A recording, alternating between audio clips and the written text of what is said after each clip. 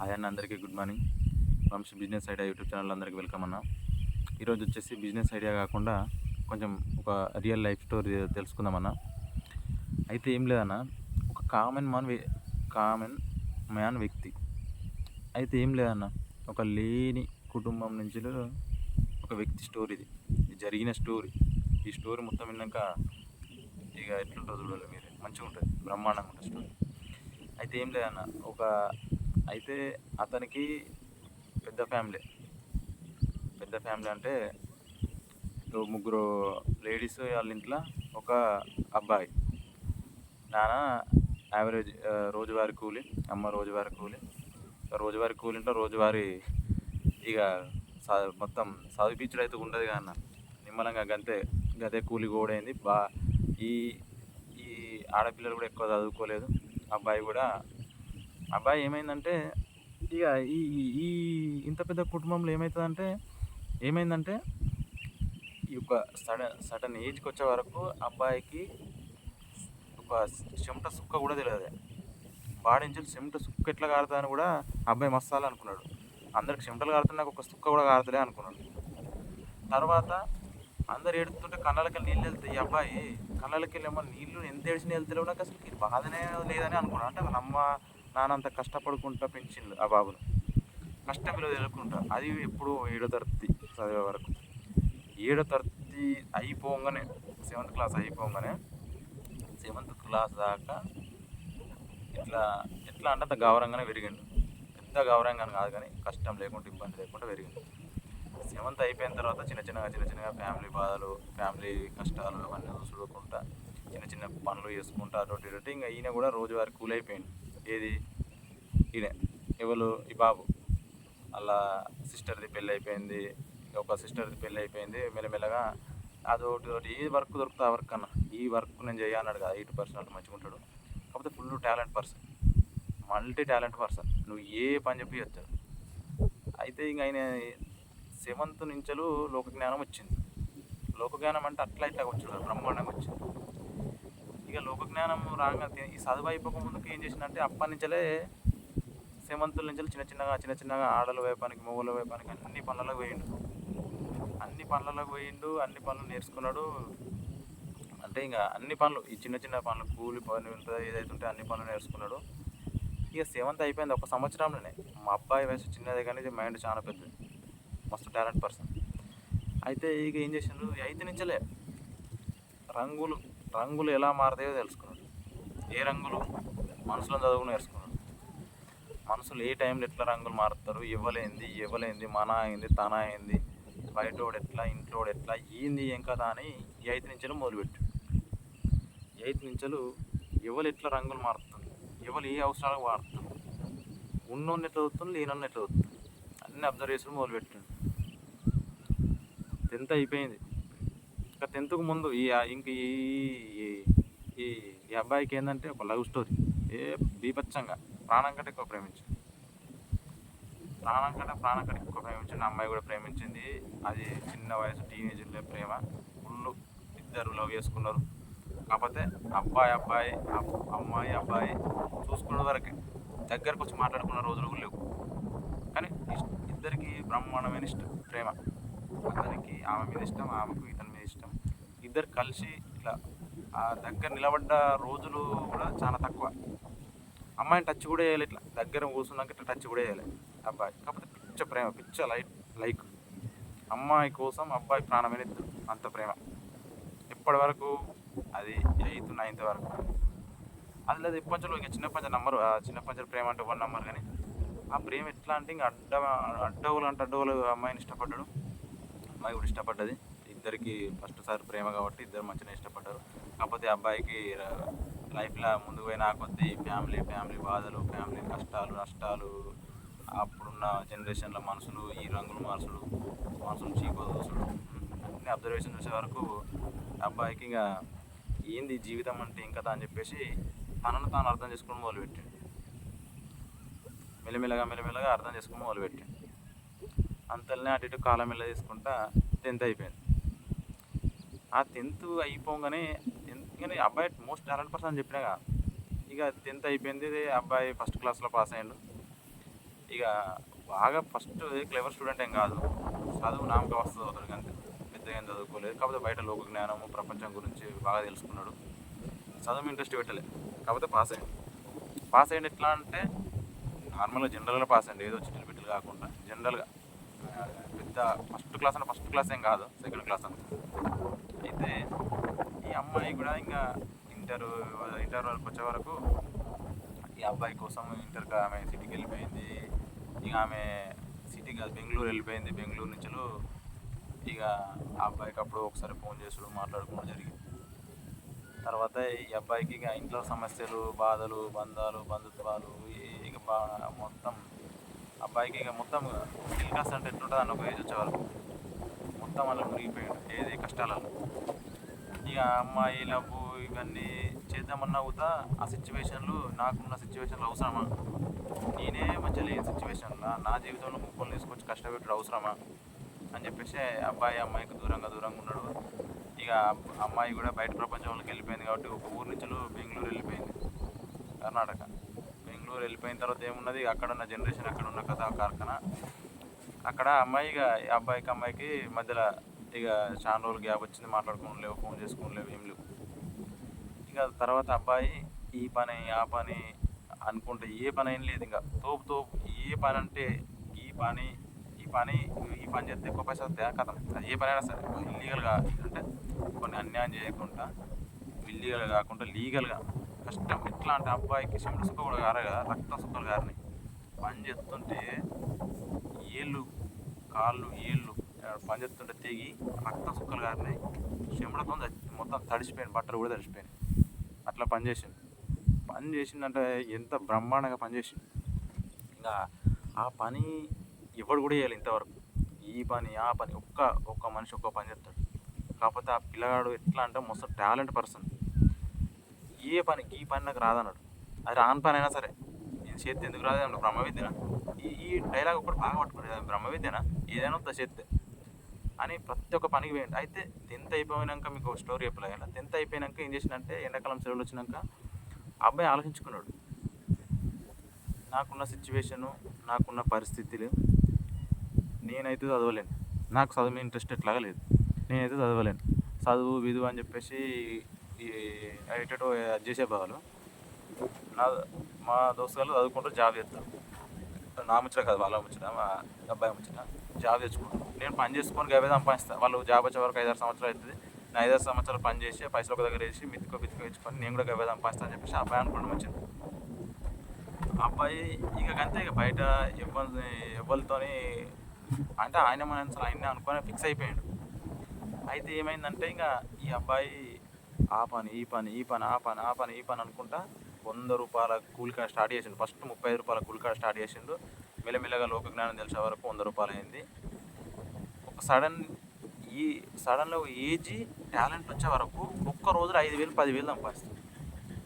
అది పని చేసి ఏ పని అయితే నేర్చుకున్నాడో ఆ పనులు పట్టుకొని చేయించుకుంటా చెప్పిన కానీ రక్తం చెమట సుక్క కారణం రక్తాలు కారినట్టు ఒక్క రోజులో 10,000 సంపాదిస్తాడు. ఒక్క రోజులో అంత టాలెంట్ పర్సన్. అయితే ఇక ఈ ఒక్క రోజులో 10,000 వచ్చినాక ఏ ఫ్యామిలీ అయినా కొంచెం పికప్ అవుతుందా కదా, అయితే అట్లా పికప్ అవుతూనే ఉన్నది, ఫ్యామిలీ పికప్ అవుతుంది. మధ్యలో ఏమైందంటే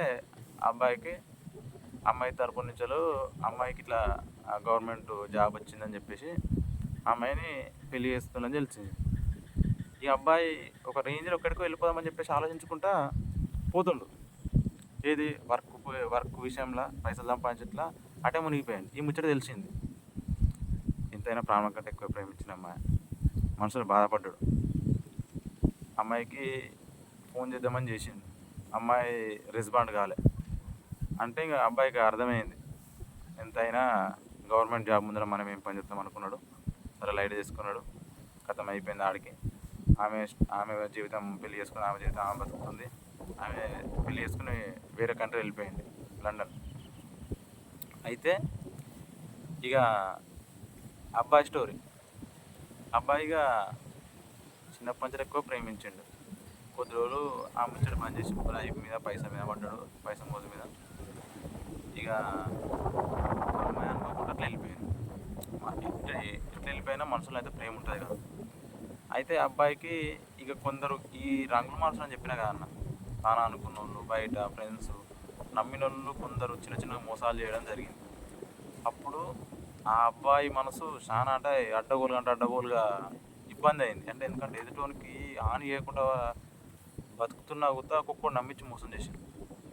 ఫ్రెండ్స్ తరపున అయింది, వాళ్ళకి వీళ్ళ తరపున వాళ్ళ తరపున మన తన అనుకుంటా కొన్ని ఎట్లా అంటే ఘోరంగా మనసు బాధ కలిగించే అన్నీ జరిగినాయి ఆ అబ్బాయి విషయంలో. ఇంకా అబ్బాయి విషయంలో అట్లా అయిన తర్వాత అబ్బాయి ఎట్లా అంటే చెప్పినా కానీ మోస్ట్ టాలెంట్ పర్సన్ అని చెప్పేసి అంత టాలెంట్ అన్ని ఇవి ఎంత ఉన్నా అవుతా ఏంది జీవితం అని చెప్పేసి అబ్బాయి కోసం అబ్బాయి ఇంకా తన కోసం తను ఆలోచిస్తుండు. కొన్ని గొడవలు అయినాయి, కేసులు అయినాయి పెద్దగా. అంటే ఇక అబ్బాయికి ఎట్లా అంటే జీవితంలో ఎంత పైసలు సంపాదించిండో బ్రహ్మాండంగా జీవితంలో ఒక అతి చిన్న వయసులో దేవుడు పైసలు ఇచ్చిండు. పైసలు ఎంత అంటే పైసలు ఇచ్చినట్టు కష్టపడి సంపాదించాడు. రక్తం నీళ్ళు చేసుకున్నాడు. రక్తం చెమట సుక్కలు ఎట్లా కారుతాయో అట్లా రక్తం నీళ్ళు చేసుకొని పైసలు సంపాదించాడు. పైసా కంటే విలువైంది ఆ పని చేసే పద్ధతి, మాట్లాడే టాలెంట్ ఉన్నది.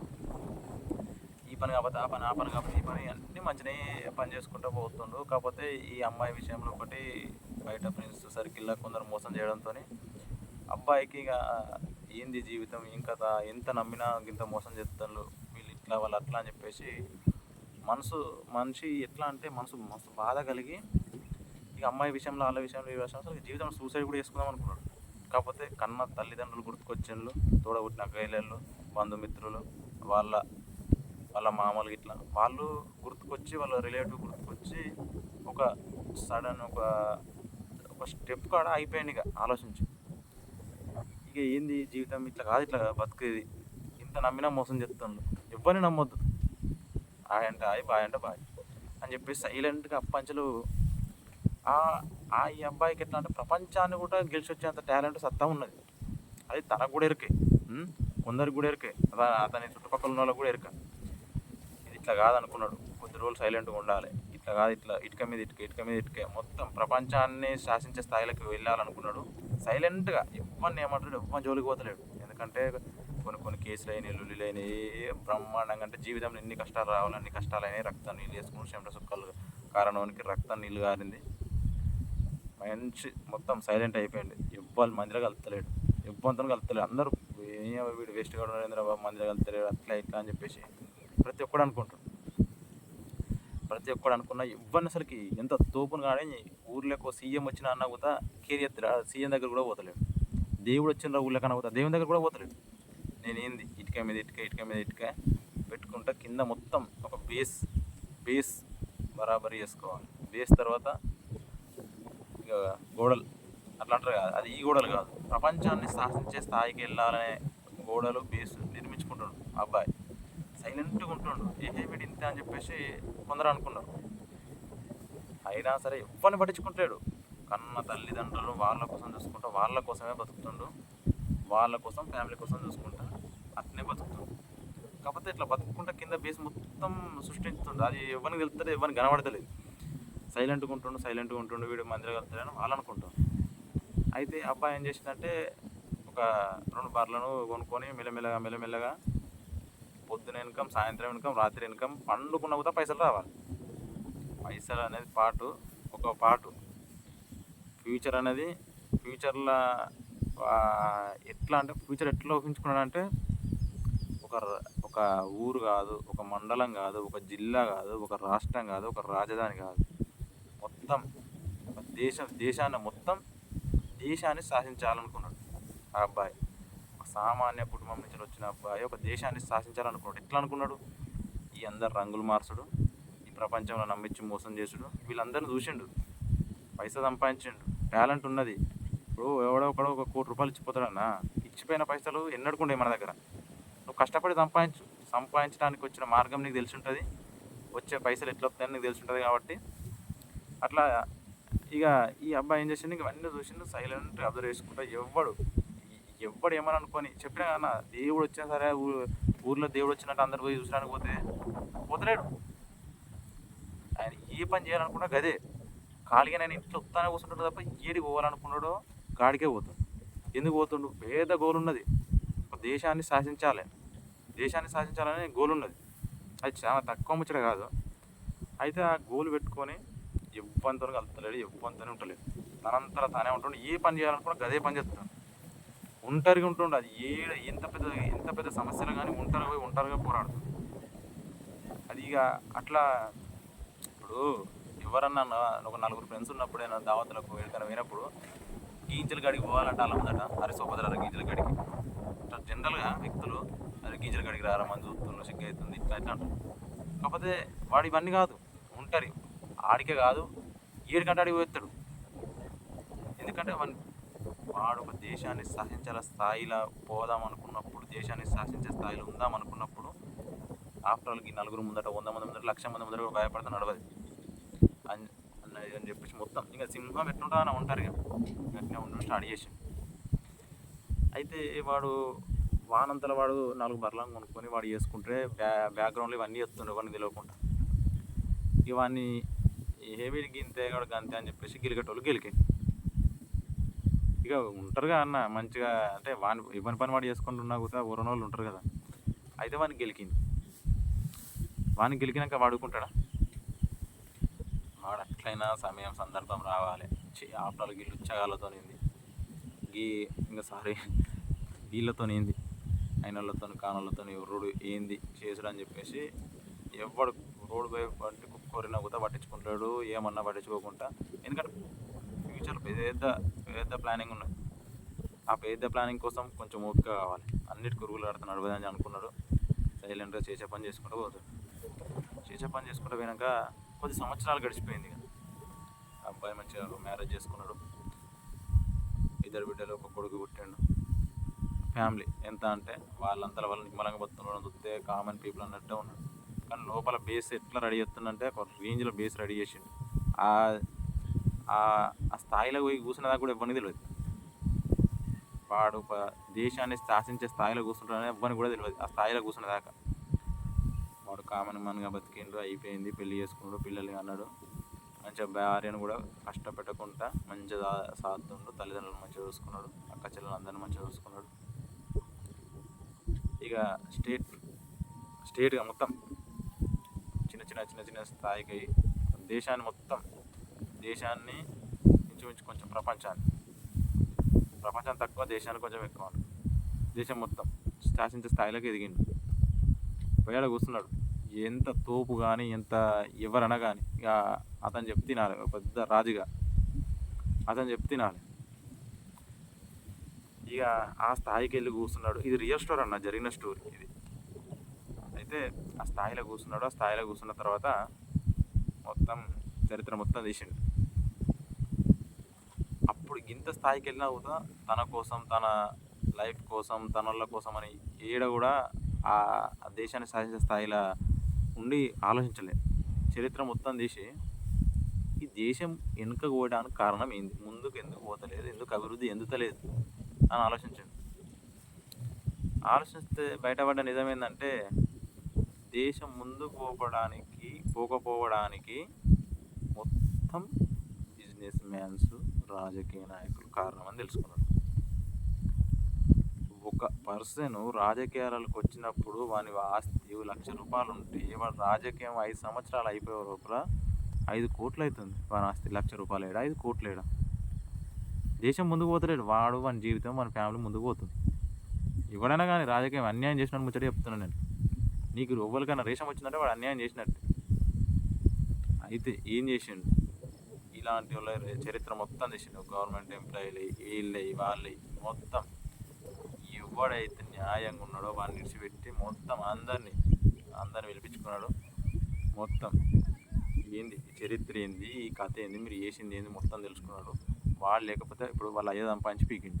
వాళ్ళ కొడుకును తీసుకొని అందరినీ ఒక దగ్గర గ్యాదర్ చేసి ఇది ప్రాసెస్ రా బాబు, నీ ఆవదశ మొత్తం రాసేయాలి, లేకపోతే పంపేద్దాం, ఇది దేశ భవిష్యత్తురా అని చెప్పేసి అన్నాడు. కొందరు గంతేంది, నువ్వేంది, నేను గిన్ని కోట్లున్నాయి, నువ్వేంది అటు ఇటు అని చెప్పేసి అన్నారు. అంటూనే ఉన్నాడు. మారవా, ఇంకొక అవకాశం ఇస్తావా అయ్యవా అని చెప్పేసి అన్నాడు. ఇస్తావా అయ్యవా అని చెప్పేసి అన్నాడు. కొందరు ఇయ్యాను అప్పుడే ఆలస్యంలో కాల్చి వారేసి అట్లా దేశం మొత్తం క్లీన్ చేసి వారేసి. దేశం ఎందుకు స్టోరీ అంటే ఒక్కొని దగ్గరనే ఉండిపోతుంది పైసా మొత్తం, లక్షల కోట్లు. సరే వాడు ఉన్నోడు ఏం చెప్తుండు, వాడు వేరే దేశాలకు ఇన్వెస్ట్మెంట్ చేసి మన దేశాన్ని ముందు పోలేకుండా చెప్తుండు. ఇట్లా వాని దగ్గర ఎన్ని కోట్లు ఎన్ని లక్షలు ఆస్తున్నదో మొత్తం తీసి దేశ ఖజానాలో నింపిండు. అప్పటి నుంచి వాడు ఒక పిఎం కాదు, వాడు ఒక సీఎం కాదు, వాడు ఒక మన ఏమంటారు రాష్ట్రపతి కాదు, ఒక గవర్నర్ కాదు, వాడు ఏది కాదు.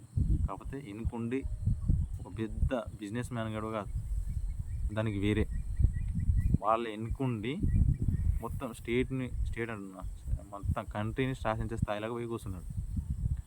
మొత్తం దేశాన్ని మొత్తం క్లీన్ చేసి పారేసిండు, అవినీతి మొత్తం క్లీన్ చేసి పారేసిండు. మొత్తం రాజకీయ చట్టాలే మార్చిండు. ఎట్లా మార్చిండు అనుకుంటున్నాం? నీకు ఆస్తి ఒక ₹1,00,00,000 కంటే ఎక్కువ ఉన్నదంటే నువ్వు రాజకీయాలకు అనర్హునికి, రాజకీయాలకు రావద్దు. రాజకీయాలకు వచ్చినావంటే నీకు ఆస్తి ఉండొద్దు. ఆస్తి మొత్తం రాసేయాలి. ఎప్పుడు మొత్తం ఏది ప్రజలకు గవర్నమెంట్కి రాసేయాలి ఆస్తి. ఇప్పుడు వచ్చేటప్పుడు రాసేయాలి, నువ్వు దిగిపోయేటప్పుడు రాసేయాలి. నీకు గవర్నమెంట్ జీతం ఇస్తుందా? నువ్వు సపోజ్ నువ్వు ఎమ్మెల్యే అనుకో, నీకు 2,00,000 ఇస్తుందా జీతం? అట్లా ఆ 2,00,000 జీతం కూడా నీకు తినంగా తాగంగా మిగిలింది. నువ్వు రాజకీయంలో ఉన్న రోజులు తిను తాగు ఎంజాయ్ చేయి, నీ ఫ్యామిలీ మంచిగా చూసుకో. ఆ ఫ్యామిలీ మొత్తం మంచిగా చూసుకున్నాక పదవి అయితే ఏది అయిపోతుందో, పదవి అయిపోయాక తక్షణమే ఇవాళ రాజీనామా లెటర్ ఇస్తే కథ నీకు సాయంత్రం వరకు నీ చిల్లి గవ్వ, నీ అకౌంట్లో చిల్లి గవ్వ కూడా ఉండదు. ₹100 కూడా ఉంటాడు అంతే. నువ్వు అట్లయితే రాజకీయంలోకి రా. ఇది తమాషనా? ఇదేమన్నా నాటకాలు అనుకుంటున్నా? రాజకీయంలోకి వచ్చి లక్షల కోట్లు సంపాదించకుండా దేశాన్ని ముందు పోకుండా చేసి అవినీతి చేసుకుంటా వాడోడు వీడోడు ప్రాజెక్టులు మన దీన్నేమంటారు ప్రాజెక్టులు కంపెనీలు పెడతా అంటే వాళ్ళకు దొంగతనంగా ఇదొకటి అదర్ కేసులు దీన్నేమంటారు కదా, లీగల్గా ఇల్లీగల్గా పర్మిషన్లు ఇచ్చుకుంటా జత్తుని చెప్పేసి అందరినీ మంచిగా చెప్తే ఇన్నోని ఉంచిండు. ఈయనోని అంతే నిర్దాక్షిణంగా కాల్చిపారేసిండు మొత్తం. వాడు ఒక మాట అంటే మొత్తం ఇండియన్ ఆర్మీ కానీ ఏవి నేవీ ఆర్మీ ప్రతి ఒక్కటి ఉంటుంది వాడు చెప్తే. కాకపోతే వాడు గవర్నమెంట్లో కనబడాడు, గవర్నమెంట్లో అసలుకే కనబడాడు. దేశంలో నువ్వు ఏ పదవిలో చూసుకున్నా ఆ పదవిలో వాడు ఉండడు. కాకపోతే స్టేట్ మొత్తం కంట్రీ మొత్తం సాధిస్తాడు. అయితే అంత గొప్ప చరిత్ర సృష్టించిండు అన్న ఒక కామన్ మ్యాన్, చరిత్ర సృష్టించిండు. అయితే ఈ స్టోరీ జరిగిన స్టోరీ, ఇది నిజం స్టోరీ. అయితే ఏం లేదన్న, మన దేశం భారతదేశం ముందు పోకపోవడానికి కారణం మెయిన్ రాజకీయ నాయకులే అన్న. ఇది 100% నిజం. పేదవాడుగానే ఉంటుండు, దేశం అభివృద్ధి చెందుతుంది అంటనే ఉన్నారు. అది అయితేనే ఉన్నది. అభివృద్ధి చెందుతున్న అంటనే ఉన్నారు, అదే చెందుతుంది అంటనే ఉన్నారు ఎప్పటికీ. అది ఎందనెత్తలేరు ఎవరు, వీళ్ళే రాజకీయ నాయకులు ఎందనెత్తలేరు. దేశమేమో ముందుకు పోతలేదు ఇన్ని సంవత్సరాల నుంచి. వీళ్ళ ఆస్తులు వీళ్ళు రాజకీయంలోకి వచ్చినప్పుడు ఎట్లుంటుండ్రు, పోయేటప్పుడు ఎట్లుంటుండ్రు. లక్షల కోట్లు పెరుగుతున్నాయి వాళ్ళు ఏమో పెరుగుతున్నాయి, దేశం అభివృద్ధి ఎంతలేదు. ఎవరు చెందుతున్నది? ఎందుకు ఎంతలేదు చెప్పు? ఎవరు అభివృద్ధి చెందుతుండ్రు, దేశం ఎందుకు ఎంతలేదు? వీళ్ళ దగ్గరనే ఉన్నదంతా. వీళ్ళొక్కరు కరెక్ట్ చేస్తే దేశం మొత్తం కరెక్ట్ అవుతుంది. దేశం మొత్తం కరెక్ట్ ఏం పెద్దగా చేయాలంటలేమన్నా, లేనోని కడుపు కొట్టుకుంటా ఉన్నోడు ఏమంటారు కదా, కడుపు నిండినోనికే బిర్యానీ ఇస్తారు. ఉపాసం ఉన్నోనికి ఉత్త మంచినీళ్ళు కూడా ఇస్తలేరు అన్న దేశంలో. దేశం ముందుకు పోవడానికి కారణం వీళ్ళే. వీళ్ళని ఒక మంచి స్థాయిలో, వీళ్ళు ఏదో మాత్రం ఒక మంచి స్థాయిలో కూర్చోబెడితే వాళ్ళు చేసే పనులు ఏమో గిట్లున్నాయి. మన దేశం ముందుకు పోవాలి, మనం అందరం బాగుపడాలి. మెయిన్ మధ్యతరగతి కుటుంబాలలో పుట్టిన ప్రతి ఒక్కరూ మంచి స్థాయికి వెళ్ళాలని కోరుకుంటున్నాం. ఈ జాబులు చేసినైతే ప్రతి ఒక్కరూ వీలైనంత వరకు బంద్ చేసుడు మంచిది, బిజినెస్ చేయాలి. అయితే ఇంతకుముందు చెప్పిన స్టోరీ మొత్తం అది ఎవరిదో కాదన్న, నా లైఫ్ స్టోరీ, నాదే, నేను అనుకున్న స్టోరీ, అదే నిజము. అది నాకున్న టాలెంట్, నాకున్న ప్రకారం నేను ఖచ్చితంగా వీలైనంత వరకు అట్లా చేస్తా. మీకు 100% చేస్తా. ఎవరి మాటినా నాకు నచ్చింది చేస్తా. అది అవుతుందో కాదో దేవునికి ఎరక, అయ్యే ప్రయత్నం చేస్తా. ఇది నా లైఫ్ స్టోరీ, నేను అనుకున్న స్టోరీ. నేను ఇలా ఎవరు అడ్డం వచ్చినా ఆపేది అయితే లేదు. నేను ఎవరి మాట కూడా వినేది లేదు. నేను 100% చేస్తా. చేసే వరకు ప్రయత్నం అనే చేస్తా. మనం అందరం ఎల్లకాలం అయితే భూమి మీద ఉండం, పోతే మధ్యలో పోతాం. వచ్చు చేసడానికి అనుకునే ప్రయత్నం గొప్పది, చేద్దామనే ఆశయం గొప్పది. 100% చేయడానికి నా సహాయం కృషితో పోరాడతాం. ఇంకా అది అవుతుందా కాదా అనేది తర్వాత విషయం పెడితే 100% అయ్యడానికి చేస్తా. కాకపోతే కూడా పెద్ద ప్రయోజనం నష్టపోయేది కూడా ఏం లేదు. అట్లా అయితే ప్రయత్నం చేస్తా. థ్యాంక్ యూ అన్న. ఈ స్టోరీ ఇది రియల్ స్టోరీ, జరగబోయే స్టోరీ. 100% జరుగుతుంది. ఒకవేళ జరగకపోయినా కొంతమన్నా జరుగుతుంది. ప్రతి ఒక్కరు మన ఛానల్ లైక్ చేయండి, షేర్ చేయండి, సబ్స్క్రైబ్ చేయండి. థ్యాంక్ యూ అన్న ఆల్ అందరికీ.